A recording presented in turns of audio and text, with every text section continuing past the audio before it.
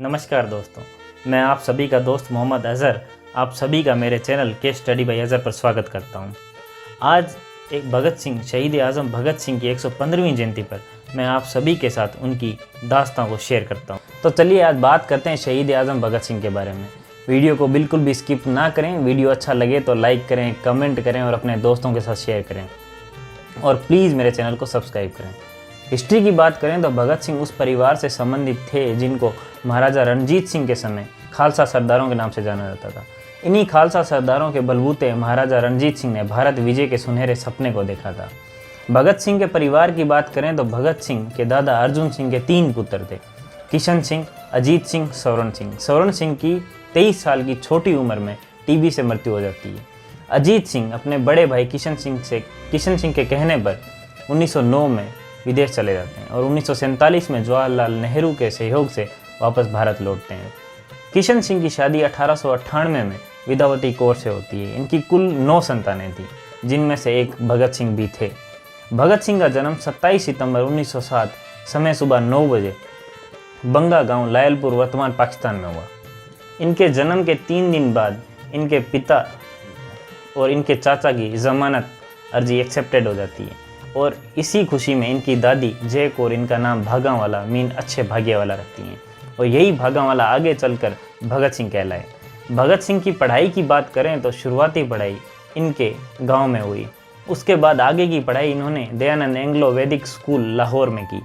उससे आगे की पढ़ाई के लिए भाई परमानंद के सहयोग से पंजाब नेशनल कॉलेज लाहौर में एडमिशन लिया।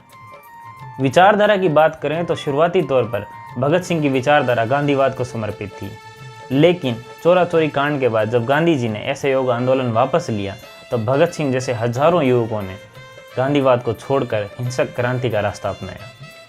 इसी के बाद 1921 का अकाली आंदोलन हुआ। इसी अकाली आंदोलन भगत सिंह का पहला आंदोलन था जिसमें भगत सिंह ने सहयोग किया। बात करें भगत सिंह के पहले आंदोलन की तो इन्होंने 1921 के अकाली आंदोलन में हिस्सा लिया। उसके बाद बलवंत सिंह के नाम से कानपुर में रहने लगे और गणेश विद्यार्थी के पत्र प्रकाश प्रताप में इन्होंने लेख लिखने शुरू किए और गणेश विद्यार्थी के सहयोग से ही पहली बार चंद्रशेखर आज़ाद से मिले और उनके संगठन हिंदुस्तान रिपब्लिकन एसोसिएशन का हिस्सा बने। इसी संगठन ने 9 अगस्त 1925 को कांकोरी नामक स्टेशन पर अंग्रेजी खजाने को लूटा, जिनमें इनको 8,600 रुपये मिले। आप आश्चर्यचकित होंगे कि ये 8,600 आज के 8 लाख के बराबर हैं। उससे आगे की बात करें तो जब 1926 में पहली बार लाहौर में बमबारी हुई दशहरे के दिन, उसमें इनको जेल जाना पड़ा। 5 महीने की जेल के बाद 60,000 रुपये की जमानत में भगत सिंह को रिहा किया गया। जेल जाने के बाद इन्होंने अपनी ज़िंदगी नए सिरे से स्टार्ट की और डेयरी का काम किया। दूध वाली डेयरी पे ये दूध बेचने का काम किया करते थे। उससे आगे की इनकी ज़िंदगी धीरे धीरे बढ़ी और साइमन कमीशन का 1928 में भारत आना हुआ। इसी साइमन कमीशन का पूरे भारत में पुरजोर विरोध हुआ और इसी विरोध के चलते जब साइमन कमीशन का 5वां पड़ाव लाहौर में हुआ तब वहाँ के विद्रोह का नेतृत्व लाला लाजपत राय कर रहे थे।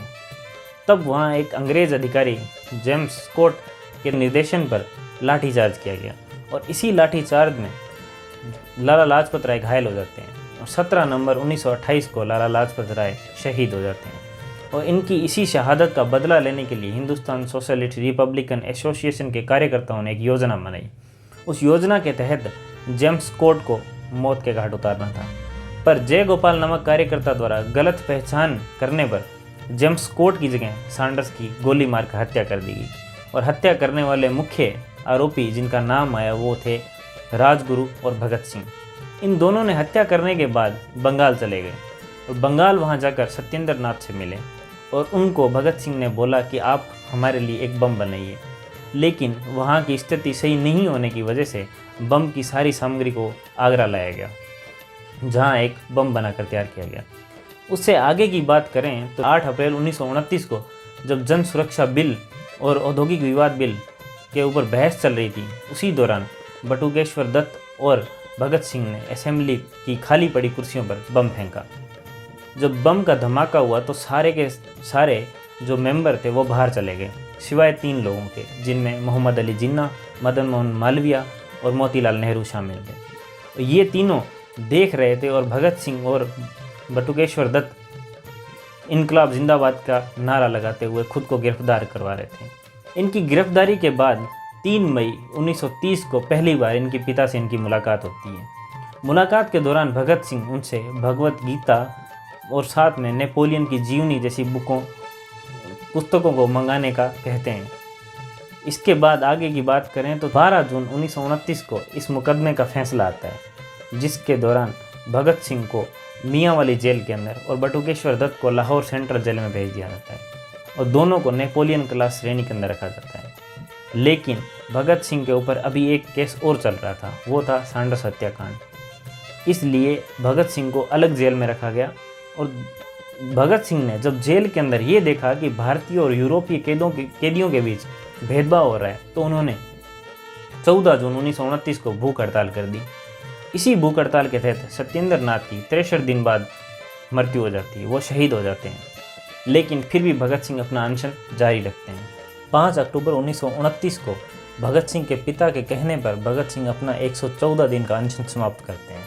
उसके बाद 5 मई 1930 को वायसराय इरविन एक ट्रिब्यूनल स्थापित करते हैं जॉन सैंडर्स के इस मुकदमे की सुनवाई के लिए। उस मुकदमे में 3 जज होते हैं, जेसी हिल्टन, जे कोल्डस्ट्रीम, आगा हैदर। इन तीनों जजों के द्वारा जो फैसला दिया जाता है वो 7 अक्टूबर 1930 को सामने आता है, जिसमें भगत सिंह, राजगुरु और सुखदेव को फांसी की सज़ा सुनाई जाती है। लेकिन इस फैसले को लिखने से पहले आगा हैदर अपना इस्तीफा दे देते हैं, वो इस फैसले के पक्ष में नहीं थे। उससे आगे की बात करें तो इनके परिवार से इनका मिलन लास्ट 3 मार्च 1931 को हुआ। उसके बाद इनकी फांसी का दिन 24 मार्च 1931 का दिया गया, लेकिन अंतिम समय में सरकार को विद्रोह के डर से 23 मार्च 1931 को फांसी देनी पड़ी। शहीद आज़म भगत सिंह की इस दास्तां को समाप्त करने से पहले मैं उनके लिए चंद लाइनें बोलना चाहता हूँ। वो ये हैं: लिख रहा हूँ अंजाम जिसका कल आगाज़ आएगा, मेरे लहू का हर एक कतरा इनकलाब लाएगा। जय हिंद दोस्तों, नमस्कार दोस्तों। मेरा रंग दे बसंती चोला, माए रंग दे